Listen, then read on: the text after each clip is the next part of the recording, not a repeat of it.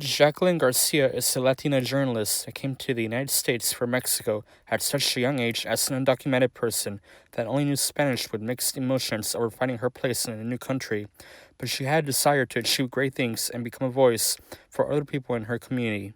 My name is Jacqueline Garcia, and currently I'm a journalist with Calo News, and I'm a lecturer at Cal State Long Beach. So, talking a little bit about my background, I came to the United States when I was 12. I came as an undocumented child, and it was a little bit difficult after I graduated from high school. I didn't know that I could go to college because of my legal status, but eventually I learned that undocumented students could attend to a four-year university. She attended Cal State Northridge, majoring as a broadcast journalist, and has participated in programs on campus like editor-in-chief for the Spanish newspaper El Nuevo Sol and was a reporter for Valley View News. She also learned a lot about radio and doing investigative reporting across the Latino communities. So I met a counselor, thankfully, and he's the one who told me about the possibility to go to four-year college. He helped me get enrolled, and I was accepted at season. So, and that's when I started. And I always liked to read and write, so I thought that I was gonna be like a writer for books. But once I started going to season and I learned about journalism and all the multimedia programs that they offered, I became very interested in journalism. So, and that's how I became involved in that career, in the field. After graduating, she became a freelance reporter and took on reporting for media outlets like La Opinión and was doing entertainment reporting until she applied for DACA in 2012, which gave her a sigh of relief and finding better job opportunities in her journalism career. DACA was exactly what I was waiting for back in the days.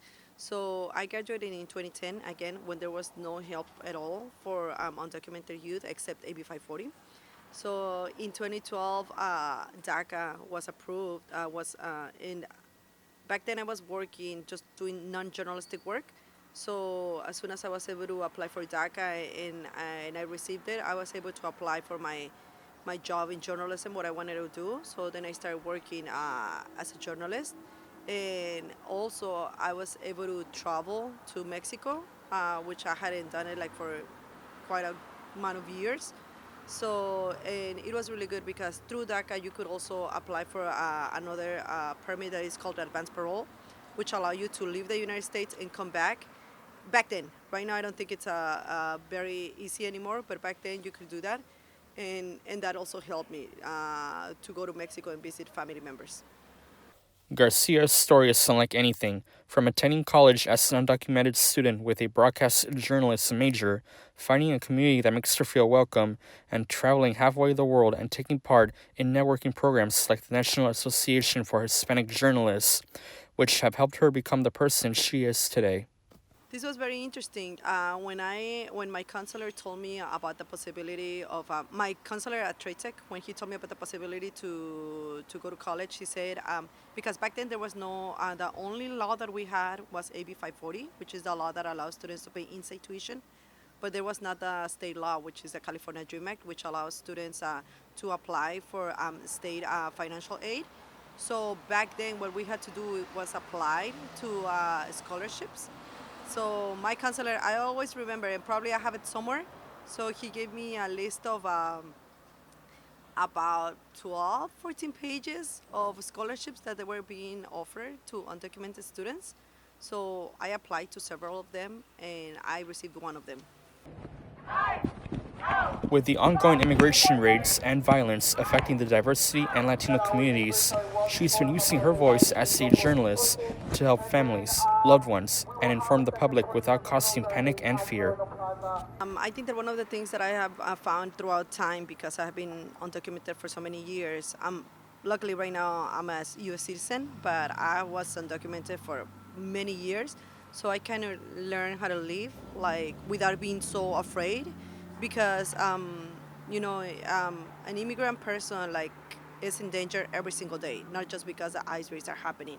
But at one point, you have to decide whether or not you want to continue living life as normal or if you want to be afraid every single day. So, yes, right now it was a little bit impactful when the ice raids started happening, mainly because this was massive. I remember when the ice raid started here in downtown LA, I went to cover the first time for my publication. And it was very interesting to see like how literally like they were just grabbing people from the streets. So of course, like it's a little bit terrifying for me. I gotta say that personally, I was not afraid. I did feel really bad for my people, for probably friends and families that are still undocumented and that we know that they may be in danger. But at the end of the day, as I also mentioned before, like when you're doing the journalistic work, like you have to put aside a little bit your feelings and then just get to work. So I tried as much as possible to cover the stories on immigration, on the ICE raids, and then on my own time, on when I was by myself, just kind of like rethink and reassess the situation. The impact of ICE raids has encouraged her to be stronger and grow more as a journalist by covering these issues and putting herself in the shoes of undocumented immigrants. I have learned how to cover that issue in a more human way. So remember that many times when we put people at risk, when we try to tell the stories, we gotta make sure that are we gonna show their faces? Are we gonna tell their full names? Are we gonna mention who they are and where they live?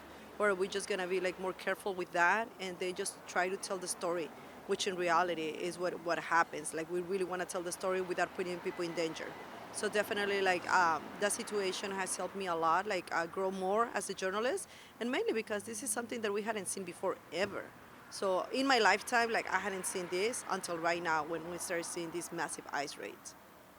Today, Garcia is a journalist for Calo News, a news media outlet serving the Latino community, and a professor at Cal State Long Beach, hoping to shape today's students in becoming leaders in the field of journalism. As I mentioned before, I teach journalism, and one of the first things that I tell my students is always report the facts. You cannot report opinions. You cannot say something that you believe or you think without fact checking. That is very important because at the end of the day, we are the medium that are there to report on whatever situation is happening, and we have to allow people to decide whether or not they're believing on what's going on because we're there to report. If you are there creating an opinion piece, then we can talk about our opinion. But when we are there just reporting what's going on, we are there to report the facts.